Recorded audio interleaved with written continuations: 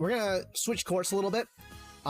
There's this video that I want to check out that caught my eye while I was surfing on the internet, and it's titled "The Greatest Evil a Game Can Commit."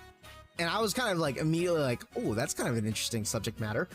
And this is done by a YouTuber by the name of Daryl Talks Games. So if you want to check out his content, check out his YouTube there. You know, I thought this might be fun to check out and discuss what his thought process is about the greatest evil a game can commit. So we'll see. There's an old Greek concept known as xenia, which essentially means hospitality or guest friendship. The idea is, if you and I were around in ancient times and you were a stranger at my doorstep asking for a place to lay your head for the night, it would be my responsibility to take you in, feed you, give you a place to bathe, shower, and sleep.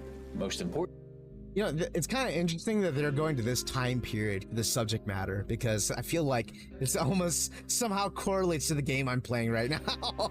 Go figure. What are the chances of that? Certainly, for this night at least, we would agree not to do any harm to one another. No killing or stealing while the other slept. Xenia was a massive deal. Following it was a hallowed act and said to be enforced by Zeus himself. The Odyssey speaks of cities burned, wars lost, and people killed for violating Xenia. In fact, oh, I think I know where he's going with this narratively. So the idea is that if you're a guest in someone's home, or if you're a guest in someone's home, you must be honorable to the hospitalities that are provided for you. And equally so, if you're a host, to invite some guests into your home, you must be respectful and honorable to a certain degree. There's an unspoken code. I think he's going to be retaining this to safe rooms in horror games. I can kind of see where he's going with this right now. I'm calling it right now. He's talking about safe rooms. The idea was you always showed a warm reception like this because any given guest could be a god in disguise. There are echoes of this in Norse mythology, where Thor was offered hospitality by a farmer and his wife, whom he rewarded handsomely. It's written about in Hebrews. Xenia has even made its way into Disney films. Beauty and the Beast opens with the prince turning away a peasant that then turns out to be a beautiful enchantress. As punishment for his cruelty, she curses him. Xenia manifests in Game of Thrones as the guest right. If you take someone under your roof as your guest and break bread and salt with them, then regardless of your quarrels, again, for this night at least, Red Wedding, you were not to harm a hair on their head. This was a sacred act, and once again, when it's broken at the Red Wedding, it is treated as the breaking of a divine vow. Lord of Frey committed sacrilege that day. He offered them guest right. Frey will burn in the seventh hell for what he did. In almost every iteration, violating Xenia is seen as one of the biggest acts of dishonor one can commit. Punishable by divine intervention, seen as an unforgivable deed of betrayal, a violation of what separates man from beast, and acts of the greatest evil.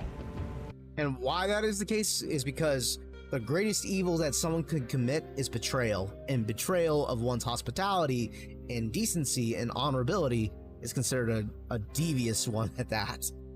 So what the hell does any of this have to do with video games? After all, games are supposed to try to kill us. That's kind of the point, right? I want my games evil. I'm not looking for respite from the nightmares, Daryl. I want them, and I want them to step on me. I realize this. Games are fiction. Fiction should be frightening and brutal and challenging and engaging and all of those video essay adjectives. But I think because that is so often the point of them, it's easy to grow desensitized to the thrill of it all, and it becomes necessary for games to find new ways to keep you on guard, to subvert expectations. But there is one particular way that games do this that is sparingly used. There is a sacred rule that is rarely disturbed, and I think it can best be described as a game violating Xenia, by a game breaking the guest right.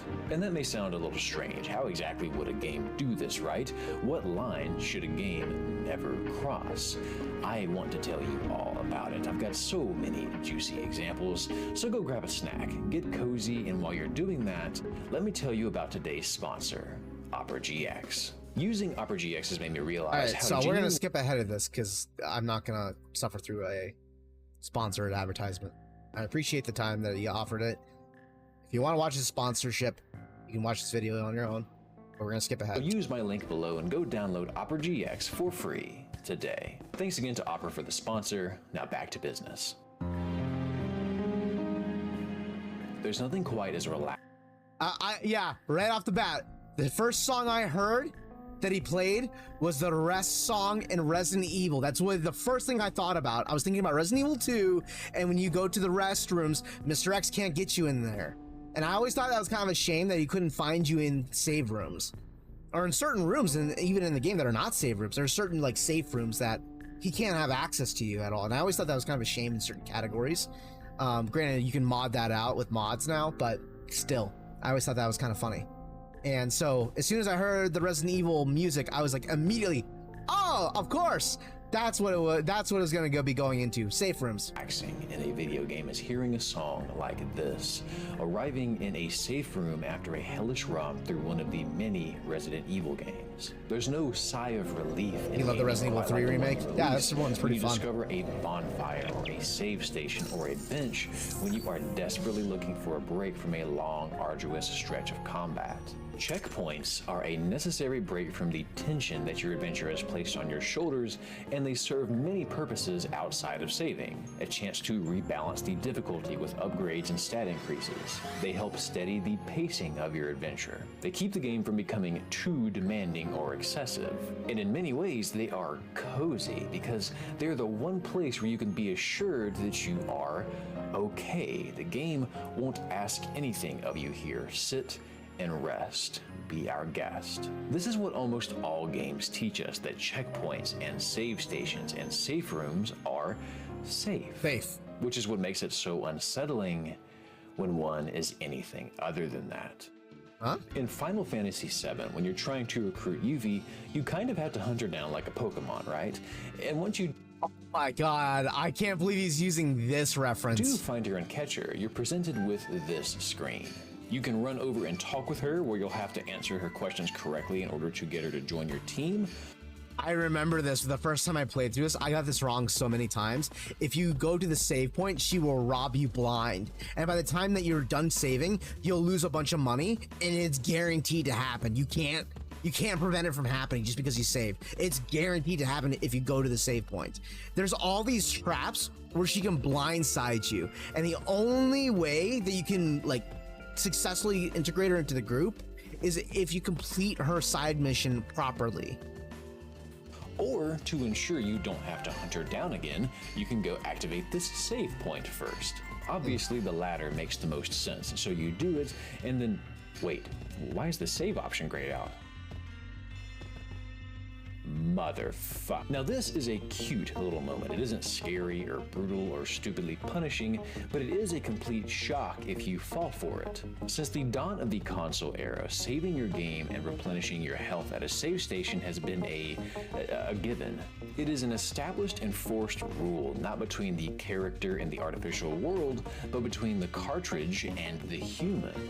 An enemy or an obstacle is there to provide an in-game challenge, but checkpoints are there to provide a real-life guarantee that when you reach them and hear a noise like this, if anything else happens, you die in the game, your power goes out, your toddler walks over and presses the off switch, Yuffie runs away, you can at least rest easy that you'll be able to pick up from here. But at this moment, an in-game entity has used the save point, a human tool to record progress, as a chance to escape. It's an uncanny blurring of the lines between what a game has taught you is safe and what is not. It's one thing to subvert expectations with a genre, an enemy, a plot device, a decision, or a puzzle, but for a checkpoint to be anything other than a pause and a promise of saved progress is indecent.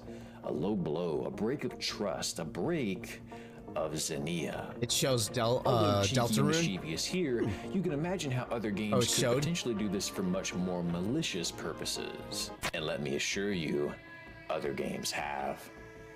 If you stumble upon this safe room in Castlevania Symphony of the Night, you'll notice that something seems off. Typically, its save points are gold. This one is purple. But if you happen to miss that and carelessly save out of habit, it instead transports you to Is it a boss fight? a nightmare sequence where Alucard must face a vision of his mother. culminating in a boss fight. We could have gotten from exploring to this dream sequence in plenty of ways. Maybe a door, a particular attack, a switch. But by specifically placing it in a well-established place of rest, it immediately amplifies the urgency and unease of this segment. Now, of course, you could have seen the purple and then said, that ain't right, and then left and found this actual save point down the hall. But let's say you see a save point that is actually pretty inconspicuous, and then it... Huh? Not only do checkpoints like this act as a catalyst for the surprise they're hiding, they teach you that a place you've long associated with safety is now potentially something else entirely. This kind of thing can suddenly happen. All future relief upon spotting new checkpoints is met with an asterisk, a second guessing of what is truly safe. If you're fighting this boss in Death's Door, I have yet to play that when one. he hops over to this platform, he pauses, starts spitting fireballs, and after the sixth one, he dives in and swings at you. Once you've seen this, the game has taught you what to do here, so when he jumps over again, you might try shooting him while he pauses. He does it once more, you go to shoot, and then... This is what many people call a mix, when a game shows you that you have to be expecting more than one possible outcome for a given attack or cue. If you're playing Street Fighter and Cammy does this, it suddenly becomes a pop quiz because she can grab you, kick you, or really kick you, or just drop and block, which leaves you guessing, trying not to overcommit with a heavy in case Mesmer comes out of this attack with this giant AoE one. The mix has been around since you had the option to pick paper, rock, or scissors, and you see it not just in combat, but in many places in video games. Except save points. Only one outcome exists here.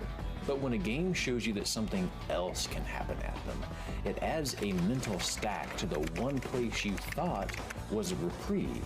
Suddenly you always have to be prepared, which partially deflates the hope you feel when you approach them moving forward.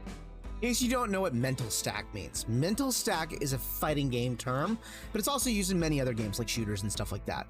Basically, mental stack means that you are now in a situation where you're beginning to assess risk. And while you're assessing risk, you're feeling the pressure of the oncoming threat. And in doing so, you have a limited time to respond.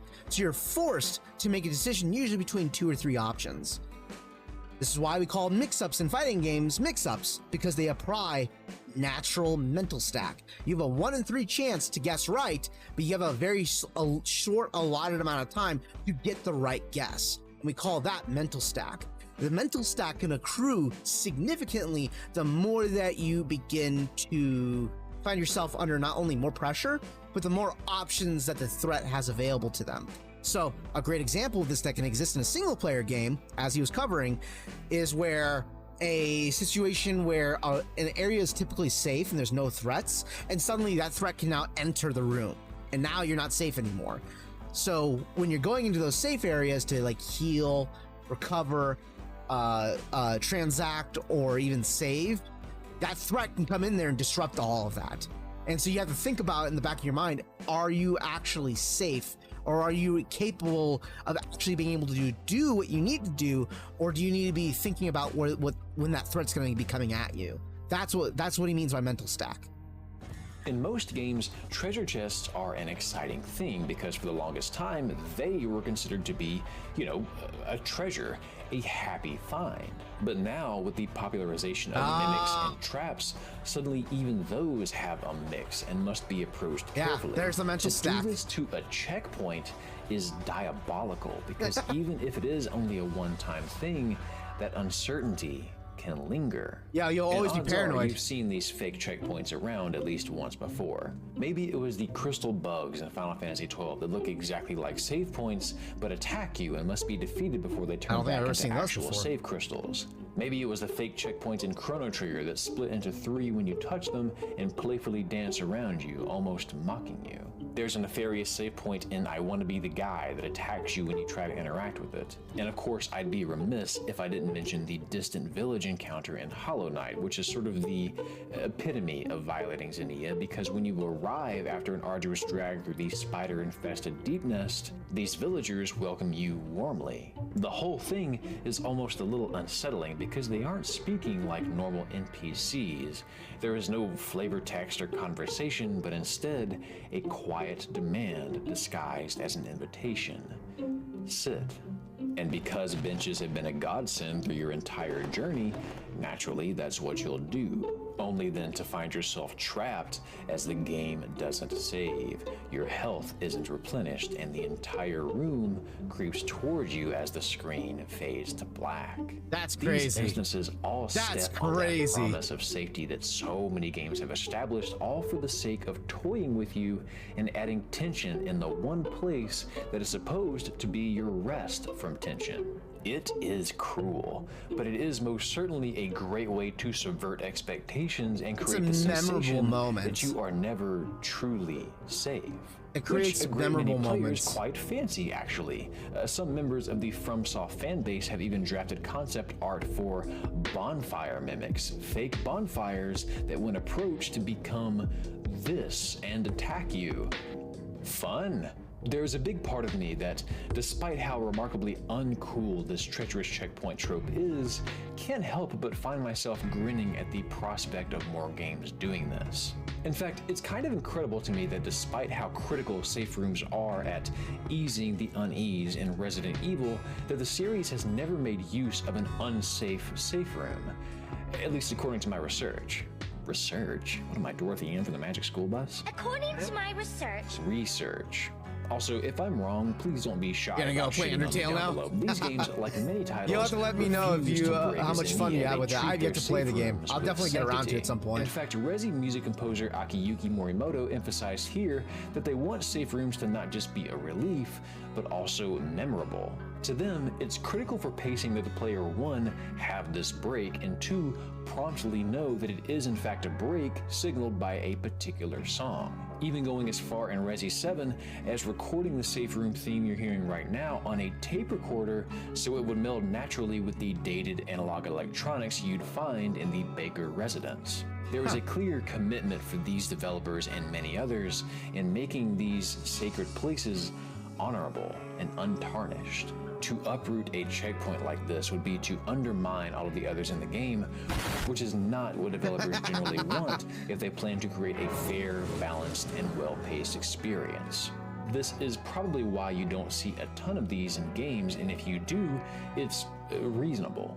There is an especially silly example that's so old I couldn't even find footage for, but it's a Dutch game called Eindeloos. One maze has a safe point that works normally, but is placed behind a one-way barrier that can only be entered from the outside. If you died and respawned here, you would be trapped and have to start the game all over again, which is a betrayal of the same magnitude of the Red Wedding. But although most of our previous examples today are spooky and mischievous, they are never this punishing. They have tells. You kind of know you're walking into something strange from the outset, and even if not, you aren't whipped mercilessly for not noticing. You're only toyed with. It is simply a sneaky little way to keep you on your toes. Or in the case of the final bonfire in Dark Souls, gives you a painful metaphor of complacency by locking you into an ending for doing something that feels normal.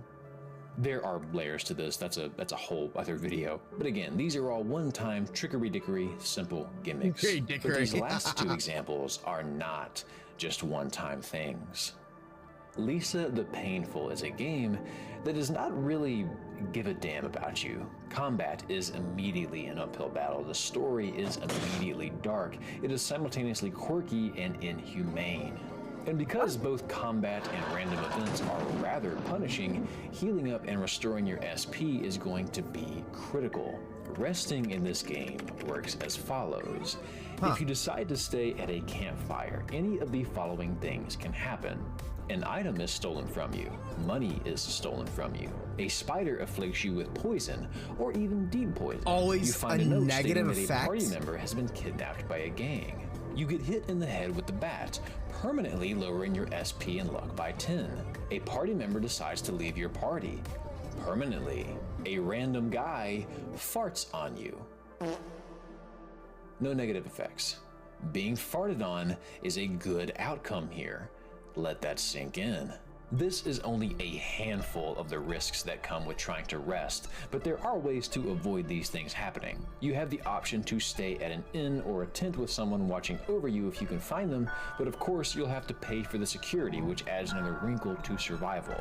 And there are numerous other factors at play. Some campsites have unique events, some are safer to rest at than others. But what this does is create an experience that is less predicated on the player's right to a reprieve and instead illustrates a world where the line between man and beast has become irreversibly smudged. It is not always safe to rest. There is rarely any Xenia observed here. People plunder and exploit one another like animals. This is an indecent world, and that is reflected in how it treats the player as well. And there's only one game that I could find that dares to take this a step further, because as barbaric as Lisa the Painful is, you still have the luxury of save crows. These will, without fail, save your game, even if they are few and far between. Saving and resting are separate acts here, so although your ability to rest and heal up often comes with a potential risk, saving is offered the sanctity of no side effects. But our final example offers no such promise. Fear and Hunger is a game I've heard of this game. I'm just gonna break character here real quick. What the fuck is this game, man? Why are we playing this? I downloaded this just for this video. What are we doing here? Fear and Hunger is a game that does not give a damn about you. No, that would be apathy.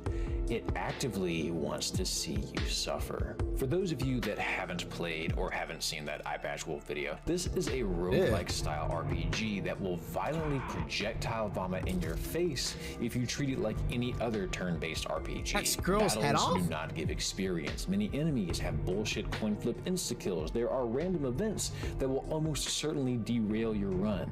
Many monsters have big honkin' Pringles can dicks. You can get poisoned. What? You can starve to death. You can die of infection. You can lose multiple limbs and keep going if you find a way to survive. You can have rectal bleeding. And as you can see based on the gameplay I'm showing you, this is a wildly upsetting location to occupy. Though despite its roguelike randomization, you actually do have a few chances to save your game. There is a secret way that I'll not spoil for you, but the main way is to find a bed and rest. Let's take a poll. Do you think these beds will respect and uphold Xenia? Hell no. Let's find out.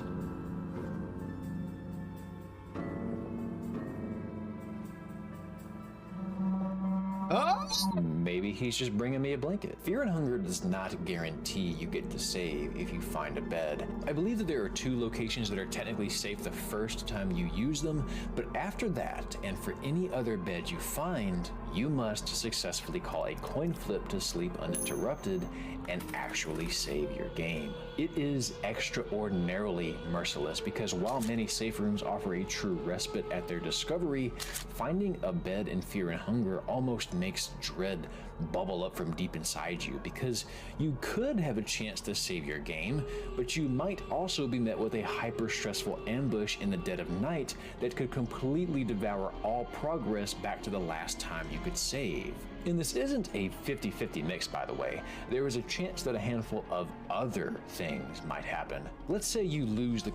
Meaning that you could still be in a lose-lose situation by the sounds of that. You may not get the enemy attack, but you can get a negative effect probably by the sounds of it, right? Flip, but there are no enemies in the area. Well, your game doesn't save, but it's okay because you'll just try again. Going back out there will not make me sleepier, but that's exactly what you'll have to do. Go walk off the adrenaline, which only puts you more at risk and wastes valuable time and resources keeping yourself and your party fed. Oh, Let's say you fail the flip and manage to defeat the intruder. That's wonderful, but now look at all the items and meter you've had to waste to survive. There is also a chance that something else can happen, like this guy snatching you away in your sleep and then slowly dismembering you, instantly ending your run. Every shred of decency that a video game typically affords you is completely stripped away from you in Fear and Hunger. You aren't That's just messed walking up. on eggshells at the possibility of a checkpoint breaking Xenia. Xenia simply does not exist here. Yeah. Hospitality and civility is what separates us from wretched beasts, which is precisely why it has absolutely no place in this game. Oh my god! What a messed up way to do game design. Yeah, it's so fascinating. Now I've heard of what's it called? Hunger and Fear and Hunger. I've heard of the game, but I've only heard about it because individuals that have talked about the game in like other games that I've played, they talk about how like grotesque the game is. So my envisionment of the game was that it was something that was just like visually like disgusting. I had no idea they were talking about game mechanics that were actually grotesque. Suddenly it all makes sense now what they were trying to tell me. And holy crap, that is such a violation, yet it's so fascinating. I mean, that game's definitely only for a very specific group of people. It is not something that your average player is going to be interested in. The treacherous checkpoint is a well of untapped potential. I mean, imagine the possibilities of this setup. Picture walking into a safe room in Resident Evil, being met with that ambient melody, only to notice that certain notes are out of tune. Suddenly you find yourself ambushed. Imagine an enemy taking advantage of your time in a save menu by ripping you out of it and initiating a fight. Ideas abound when you consider how off guard and unsettled this would make the player both in that moment and moving forward. But I hesitate to even suggest that because I would hate for this to become the new norm. As cool as treasure chest mimics are as a premise, I feel like I see them everywhere now. As a matter of fact, I do feel that I already engage with games that offer Xenia, like non-Xenia, I guess you can call it. And games that come to mind are like survival mode games with Fallout. Fallout 4 in particular with its survival mode introduced the threat of if you go to bed, your stats decrease because your character gets more hungry, more exposure to like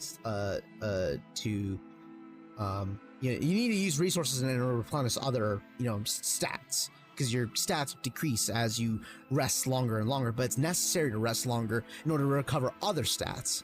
So you have to come well prepared in order to rest. But that's not the part that makes the game threatening, is that every once in a while you could catch a bug, an illness, a sickness that will negatively impact your character, and you need the right resource, a very specific resource, to deal with that very specific illness. And some of them can be extremely damaging, like infection, for example, which does periodic damage to you all the time, and it requires a very specific antidote to remove the effect. If you don't address it quickly, it will kill you, or at least burn through your healing items very quickly. So I've definitely played games that have this impact, but never at the scale of what Fear and Hunger offer, nor that other indie game that was talking about that other one where you can get ambushed while you're sleeping. Never seen anything like that before. That is wild to me. Once upon a time, treasure chests used to be an exciting find for me, but nowadays they just immediately put me on guard. They've completely transformed into a decision or an investigation instead of a prize, and that's fine. Well, it's because it's become mainstream, so everyone's seen it because of Dark Souls, since they're the first ones that really implemented that system and mainstreamed it. Now everyone's kind of, I wouldn't say everyone's kind of do it, but it's more common now. So you're not always surprised when you see that being the impact. People enjoy that, but is that really what we want to suddenly see in checkpoints? Do we really want the idea of mimic bonfires and benches to become as popular as the stamina meter or the open world tower. Ultimately, it is a powerful tool because it completely subverts what thousands of titles have established over the years. It violates a sacred age-old tradition that has lasted through multiple generations of gamers, every bit as respected and honored as you'd imagine the guest right is. It is a common decency to protect safe rooms and keep the norm for them to be safe, which I think is why I struggled to find many examples for this video. Yeah. This is simply a line the developers do not like to cross, and even if they do, they usually only dangle a toe over it for a little fun. Yeah, doing it very sparsely. Breaking checkpoints have a place, yes, but Not every every game. game wants to be least of the painful. Not every game wants to be fear and hunger. Not every game wants to be the Red Wedding. Video games can go to great lengths to be disgusting, cruel, unsightly, provocative, and stirring, but to not respect Xenia is, in my opinion, the greatest evil a game can commit. I concur. I actually concur. Well done. I think that's the end of the video, right? Yeah, that's the end of the video by the looks of it. And he puts up the credits. That is a really cool concept. I'm not gonna lie. I think that it's really well done. Really cool video essay too. Well done from Daryl Talks Games. I never thought about it from that experience because I do play games that offer, you know, we'll keep calling it Xenia, like non-Xenia-esque elements to it that I find very enticing. But it is important to maintain Xenia for your average mainstream game. I think that very few games should be violating Xenia. I think the games that come to mind for me right off the bat, like Alien Isolation is a good example of that because you can be in the middle saving and you can be killed in the middle saving. I mentioned Fallout 4's survival mode. I would say, obviously there's those smaller ones like, you know, Final Fantasy that did a couple of those things, but I'm trying to think of other games that may have offered threatening situations. And I really can't think of that many. Like saving and checkpoints are just such a big deal. You know, it's such a sacred ground to not violate, you know? Fascinating. Fascinating. What a great video. That was fun to watch.